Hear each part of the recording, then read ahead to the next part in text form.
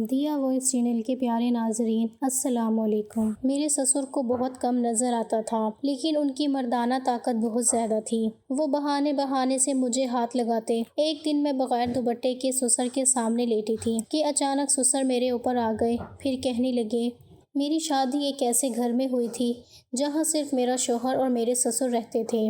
شادی کے بعد میں نے ساری ذمہ داریاں نبھانا شروع کیں۔ شوہر صبح کام پر چلے جاتے اور سارا دن میں اور سسر گھر میں اکیلے رہتے۔ شروع میں تو سب کچھ ٹھیک لگا، مگر آہستہ آہستہ مجھے احساس ہونے لگا کہ تنہائی کبھی کبھی بڑے فتنے کو جنم دیتی ہے۔ انسان جب حدود اور پردے کو نظر انداز کرتا ہے تو شیطان اس کے دل میں برے وسوسے ڈال دیتا ہے۔ میں نے یہ سوچ کر لاپرواہی کی کہ سسر تو اندھے ہیں، انہیں کچھ نظر نہیں آتا، لیکن یہی میری سب سے بڑی بھول تھی۔ میرا نام نورین ہے۔ میری شادی ایسے سسرال میں ہوئی تھی جہاں پر میرے شوہر اور میرے سسر کے علاوہ کوئی نہیں رہتا تھا۔ جب یہ رشتہ میرے گھر پر آیا تھا تو میرے والدین کو بہت اچھا لگا تھا، کیونکہ آج کل کون نہیں چاہتا کہ چھوٹی فیملی میں اپنی بیٹی کی شادی ہو جائے۔ لیکن افسوس کی بات یہ تھی کہ میری شادی گاؤں میں ہوئی تھی۔ میں شہر کی پڑھی لکھی لڑکی تھی اور شہر میں ہی شادی کرنا چاہتی تھی۔ میری چاہت تھی کہ میری شادی کسی امیر خاندان کے لڑکے سے ہو۔ سنا تھا کہ یہ بھی اچھی نوکری کرتا تھا، لیکن میں تو شہر کے پڑھے لکھے لڑکے سے شادی کرنا چاہتی تھی، جبکہ یہ لڑکا گاؤں کا پڑھا لکھا لڑکا تھا۔ جب میرے والدین نے مجھے یہ بتایا کہ یہ لڑکا بہت اچھا ہے اور شہر میں ہی نوکری کرتا ہے، لیکن میں ایسے لڑکے سے بھی شادی نہیں کرنا چاہتی تھی جو کچھ دنوں بعد ہی مجھے چھوڑ کر شہر چلا جائے اور میں اس کے بنا ہی اپنی زندگی اکیلے سسرال میں رہ کر گزاروں۔ میرے والدین نے مجھے بتایا کہ وہ لڑکا شہر نوکری ضرور کرتا ہے، لیکن رہتا اپنے گھر پر ہی ہے، لیکن مستقل رہ کر شہر میں نوکری نہیں کرتا۔ وہ اپنی گاڑی سے صبح شہر کے لیے روانہ ہو جاتا ہے اور رات کو اپنے آفس سے گھر آ جاتا ہے۔ اس کا مطلب یہ تھا کہ مجھے بڑی آسانی ہو جاتی اگر میری شادی اس لڑکے کے ساتھ ہو جاتی، تو مجھے جب بھی اپنے مائکے آنا ہوتا میں اس کے ساتھ آ جاتی اور رات کو اپنے گھر کو چلی جاتی۔ مجھے اپنے والدین سے زیادہ دور نہیں رہنا پڑتا۔ لڑکا دیکھنے میں بہت سمارٹ تھا، پڑھا لکھا تھا، فیملی ممبر بھی بہت کم تھے۔ سنا تھا کہ گاؤں میں اس کا بہت بڑا مکان ہے اور صرف ایک سسر ہے جن کو آنکھوں سے نظر نہیں آتا۔ وہ بیچارے اندھے ہیں۔ بیٹا اپنی مرضی سے شادی کر رہا ہے کیونکہ وہ چاہتا ہے کہ اس کے والد کی خدمت کرنے کے لیے گھر میں بہو آ جائے۔ جس لڑکے کے ساتھ میری شادی ہونے والی تھی وہ گھر کا اکلوتا بیٹا تھا۔ اس کی ماں تو کافی سال پہلے ہی مر چکی تھی۔ گھر میں صرف دونوں باپ بیٹے ہی رہتے تھے۔ سنا تھا کہ کافی سالوں سے ان لوگوں نے ایک مستقل نوکرانی رکھی ہوئی تھی۔ وہ نوکرانی پچھلے 3 مہینے پہلے نوکری چھوڑ کر جا چکی تھی اور تبھی سے ہی ان دونوں کے گھر میں کام کی پریشانی ہونے لگی تھی۔ بھلا وہ کب تک نوکرانی کے سہارے زندگی گزار سکتے تھے؟ ایک نہ ایک دن تو ان کے بیٹے کو شادی کرنی ہی تھی۔ ایسا نہیں تھا کہ میرے سسر شروع سے ہی اندھے تھے۔ سنا تھا کہ ان کی آنکھوں کی روشنی لگ بھگ کچھ سال پہلے ہی گئی ہے۔ ان کی آنکھوں میں موتیا بنتا پانی آ گیا تھا اور انہیں اپنی بیماری کے بارے میں وقت پر ہی پتہ نہیں چل سکا۔ دھیرے دھیرے ان کی آنکھوں کی روشنی چلی گئی اور ایک دن یہ ہوا کہ ان کی آنکھوں کی روشنی پوری طرح سے جا چکی تھی اور ان کو دکھائی دینا بھی بند ہو گیا تھا۔ یہ رشتہ اچھا تھا، میرے لیے انکار کی بھی کوئی وجہ نہیں تھی، اس لیے میری شادی بڑے ہی سادہ طریقے سے اس لڑکے کے ساتھ ہو گئی تھی۔ میں اپنے شوہر کے ساتھ رخصت ہو کر اپنے سسرال چلی آئی تھی۔ شادی کے پہلے دن گاؤں کی ساری عورتوں نے میرا بہت اچھے طریقے سے استقبال کیا تھا۔ مجھے چارپائی پر بٹھا کر سبھی لوگوں نے گفٹ دیے تھے۔ مجھے اپنے سسرال کے گاؤں کی شادی بہت اچھی لگی تھی اور یہاں کے رسم و رواج بھی مجھے بہت پسند آئے تھے۔ یہاں آنے کے بعد میں نے اپنے سسر جی کو سلام کیا۔ اس طرح کرتے کرتے کافی دن گزر چکے تھے۔ میں اپنے سسر کے سارے کام کرتی تھی اور کپڑے بھی بدلتی تھی۔ پاس بیٹھ کر ان کی ساری باتیں کرتی تھی، پاس بیٹھ کر ان کی ساری باتیں سنتی تھی۔ وہ بہو بہو کہہ کر میرے قریب آ جاتے تھے۔ میرے سسر بہت اچھے آدمی تھے، ان کی عادت بھی بہت اچھی تھی، لیکن جب میں گھر کا کام کرتی تھی اور میری نظر اپنے سسر پر جاتی تو ایسا لگ رہا ہوتا تھا کہ جیسے وہ مجھے گھور رہے ہیں، لیکن پھر مجھے احساس ہوتا کہ وہ مجھے کیسے دیکھ سکتے ہیں؟ ان کی تو آنکھوں کی روشنی ہی نہیں ہے، وہ مجھے دیکھ کر مسکرا بھی رہے ہوتے ہیں۔ کبھی مجھے یہ بات بڑی عجیب لگتی تھی، وہ مجھے کیوں دیکھے جا رہے ہیں؟ پر ہر بار میں یہ بات بھول جاتی تھی کہ میرے سسر ایک بوڑھے اور اندھے آدمی ہیں، وہ اپنی آنکھوں سے کچھ نہیں دیکھ سکتے۔ ہر روز ہمارے گھر پر الگ الگ طریقے کی عورتیں آتی ہیں اور تھوڑی دیر مجھ سے بات چیت کرنے کے بعد چلی جاتی تھیں۔ میرے سسر کا کہنا تھا کہ ہمارے گاؤں کے لوگ بہت پیار اور محبت والے لوگ ہیں۔ ہمارے گاؤں میں جب کوئی نئی نویلی دلہن آتی ہے تو یہاں کی عورتیں اس سے باتیں کرنے لگ جاتی ہیں۔ میرے سسر اپنے کمرے سے بھی باہر نکل کر نہیں آتے تھے۔ میں کبھی کبھی اپنے سسر کو دیکھ کر اپنے چہرے پر شرم لے آتی تھی۔ سسر تو ویسے بھی باپ کی طرح ہی ہوتے ہیں۔ مجھے تو بس ایسا لگتا تھا جیسے میرے سسر سب کے سامنے مجھے گھورتے رہتے ہیں۔ کبھی کبھی تو میں اپنے ماتھے پر بل ڈال کر ان کو گھورنے لگتی۔ میں پاگل ہو گئی تھی۔ ہر بار یہ بات بھول جاتی تھی کہ میرے سسر اندھے ہیں، کیونکہ ہمارے گھر میں کبھی کوئی ایسا تھا ہی نہیں، اس لیے مجھے ایسے لوگوں کی عادت بھی نہیں تھی۔ ایسا میرے ساتھ پہلی بار ہو رہا تھا کہ میں اپنے اندھے سسر کے ساتھ رہ رہی تھی۔ میرے شوہر روٹین کے مطابق صبح کے ٹائم پر اپنے آفس جانے کے لیے نکل جاتے تھے اور سارا دن میں اور میرے سسر گھر میں اکیلے رہ جاتے تھے۔ میرے شوہر نے مجھے شادی کی رات ہی سمجھایا تھا کہ تمہیں میرے ابو جی کا بہت خیال رکھنا ہے۔ کافی سالوں سے ہمارے گھر نوکرانی رہ رہی تھی اور وہ ابو جی کا بہت خیال رکھتی تھی، کیونکہ صبح کے ٹائم پر تو میں جاب کے لیے نکل جاتا تھا۔ جب ابو جی کی آنکھوں کی روشنی تھی تو تب وہ بھی کھیتوں میں کام کرنے کے لیے چلے جاتے تھے، لیکن جب سے ان کی آنکھوں کی روشنی گئی تھی انہوں نے گھر پر ہی رہنا شروع کر دیا تھا۔ کچھ مہینوں تک نوکرانی نے ساتھ دیا اور اس کے بعد وہ نوکرانی بھی چھوڑ کر چلی گئی۔ تب سے ہمارے گھر پر بہت زیادہ پریشانی ہو گئی تھی۔ پڑوس والی آنٹی آ کر ابو جی کے لیے کھانا بنا دیا کرتی تھیں، لیکن پھر بھی اس طرح سے کب تک کسی کی مدد لے سکتے تھے۔ شادی کی پہلی رات شوہر نے میری بہت تعریف کی تھی اور اپنے شوہر سے تعریف سن کر میں بہت خوش ہو رہی تھی۔ میں نے انہیں بھروسہ دلایا تھا کہ میں آپ کے ابو جی کا ہمیشہ خیال رکھوں گی، انہیں کبھی کسی چیز کی کمی نہیں ہونے دوں گی۔ صبح صبح جب میں سو کر اٹھتی تو سب سے پہلے اپنے سسر جی کے لیے ناشتہ بناتی تھی۔ ایک دو دن تو میرے شوہر بازار سے بھی لے آئے تھے۔ انہوں نے کہا تھا کہ ابھی تم نئی نویلی دلہن ہو، کچھ دن تم آرام کرو، اس کے بعد تو تم نے ہی گھر کا سارا کام سنبھالنا ہے۔ میں نے گھر کا سارا کام کرنا شروع کر دیا تھا، کیونکہ اس گھر میں کوئی عورت نہیں تھی۔ گھر کا کام کاج کرنے کے لیے بھلا میرے شوہر بھی کب تک اس طرح سے بازار سے کھانا یا پھر ناشتہ لے کر آتے۔ ایک نہ ایک دن تو مجھے یہاں کا کچن سنبھالنا ہی تھا۔ میرے سسر بھی کہتے تھے کہ بہو ایک دو دن کھانا بازار سے آ جائے گا، لیکن میں نے کہا نہیں ابو جی، میں ایسی لڑکی نہیں ہوں جو ہمیشہ آرام کروں۔ میں اپنی ذمہ داری نبھانا چاہتی ہوں اور گھرداری کو اپنے کندھوں پر چلانا چاہتی ہوں۔ یہ گھر تو مجھے ہی سنبھالنا پڑے گا۔ میری بات سن کر میرے سسر اور شوہر بہت خوش ہو گئے تھے۔ انہوں نے کہا تھا کہ ہمیں گھر کے لیے ایسی ہی لڑکی کی تلاش تھی۔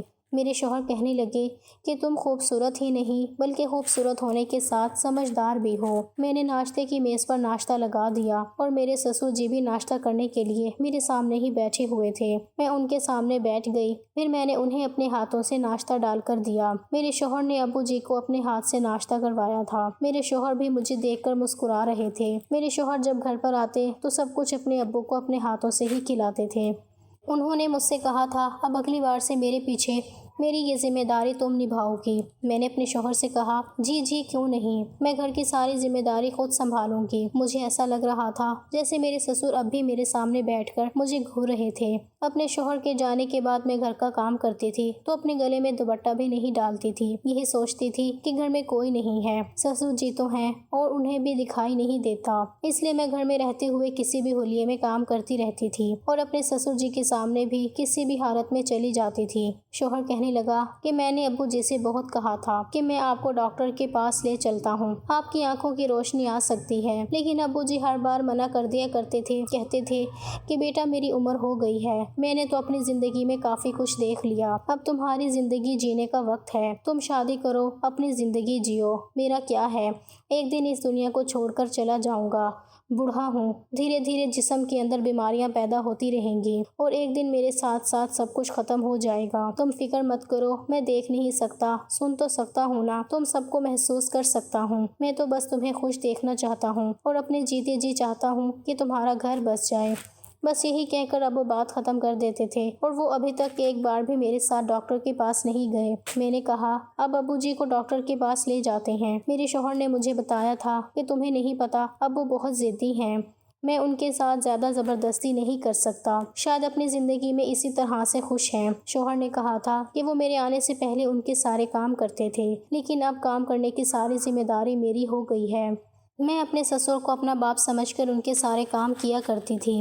میں نے اپنے شوہر کو یقین دلایا تھا کہ آپ کو میرے ہوتے ہوئے گھر میں کبھی کوئی پریشانی نہیں ہوگی۔ ایک دن سسر کہنے لگے دیکھو بہو، میرے نصیب میں مجھے کیا پتا تھا کہ میں اپنے گھر کی بہو کو اپنی آنکھوں سے نہیں دیکھ سکتا۔ میں نے کہا ابو جی کوئی بات نہیں، آپ اس طرح سے بھی میری موجودگی کو محسوس کر سکتے ہیں۔ وہ شادی کے کچھ دن تو اسی طرح گزرتے چلے گئے، لیکن ہوش تو میرے تب اڑے تھے جب میرے شوہر کو کچھ دن کے لیے شہر میں رکنا پڑ گیا تھا۔ میں نے کہا تھا کہ آپ مجھے ان دنوں میرے مائکے بھی چھوڑ دو، لیکن میرے شوہر کا کہنا تھا کہ میں اس طرح سے تمہیں تمہارے مائکے بھی نہیں چھوڑ سکتا، کیونکہ یہاں پر میرے ابو موجود ہیں، ان کا خیال کون رکھے گا؟ ان کو اپنے ہاتھوں سے کھانا بھی تم ہی کھلاؤ گی اور ان کے کپڑے بھی تم ہی تبدیل کرو گی۔ کھانے کی بات تو ٹھیک تھی، لیکن کپڑے؟ اپنے شوہر کی یہ بات سن کر میرا تو دماغ گھومتا رہ گیا تھا۔ میں نے اپنے شوہر سے کہا بھی تھا کہ مجھے کپڑے تبدیل کرنے والی بات ٹھیک نہیں لگ رہی، میں کیسے ان کے کپڑے تبدیل کر سکتی ہوں؟ میرے شوہر نے کہا تھا کہ تمہیں تو پتہ ہے اب ابو اپنی آنکھوں سے نہیں دیکھ سکتے۔ میں یہ سوچ رہی تھی کہ میں یہ کام کروں یا نہیں۔ بھلا میرے سسر ہی میرے باپ جیسے تھے، کوئی چھوٹا بچہ ہوتا تو یہ کام اپنے شوہر کے ٹوکے بنا ہی کر دیتی، لیکن اپنے سسر کا یہ کام کرنے کے بارے میں ہی مجھے شرم آ رہی تھی۔ میرے شوہر کے جانے کے بعد میرے سسر جی نے مجھے آواز لگائی، وہ بہو بہو کہہ کر پکار رہے تھے۔ میں بھاگی بھاگی سسر جی کے کمرے میں گئی تو میں نے دیکھا کہ میرے سسر جی دھوتی اور بنیان پہنے ہوئے کھڑے تھے، اور پہلے تو انہوں نے مجھ سے یہ پوچھا کہ بہو کیا احمد جا چکا ہے؟ میں نے انہیں کہا کہ ابھی آدھا گھنٹہ پہلے ہی نکلے ہیں۔ انہوں نے کہا چلو ٹھیک ہے، لیکن تم مجھے ذرا قمیض اٹھا دو، نہ جانے قمیض کہاں پر رکھی ہوئی ہے۔ سارے بیڈ پر میں نے ہاتھ مار مار کر دیکھ لیا ہے، سمجھ نہیں آ رہا کہ میری قمیض کہاں پر ہے۔ میرے سسر جی کی قمیض بیڈ کے کنارے پر لٹکی ہوئی تھی۔ میں نے وہ قمیض ان کے ہاتھوں میں دے دی۔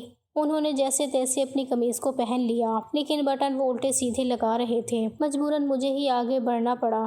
میں نے کہا آپ چھوڑ دیجئے، میں بٹن بند کر دیتی ہوں۔ میں نے اپنے سسر جی کی قمیض کے بٹن لگائے تو میرے سسر جی مسکرا رہے تھے، اور اچانک ان کا ہاتھ میری کمر پر لگ گیا۔ میں ان سے کچھ کہہ نہیں سکتی تھی، کیونکہ ان کو تو پتہ ہی نہیں تھا کہ ان کا ہاتھ کہاں لگ رہا ہے۔ جیسے ہی انہیں لگا کہ ان کا ہاتھ میری کمر پر گیا ہے، فوراً ہی انہوں نے اپنا ہاتھ ہٹا لیا۔ شاید ان کا ہاتھ غلطی سے ٹچ ہو گیا تھا۔ میں نے ان کو قمیض پہنا دی تھی۔ پھر میرے سسر نے کہا کہ بہو میرے بال بنا دو۔ میں نے ڈریسنگ سے کنگھا لے کر اپنے سسر کے بال بھی بنا دیے تھے۔ میرے سسر کہنے لگے بہو ذرا مجھے اپنا ہاتھ دو۔ میں نے کہا کیوں ابو جی کیا ہوا ہے؟ تو وہ کہنے لگے دو تو ذرا۔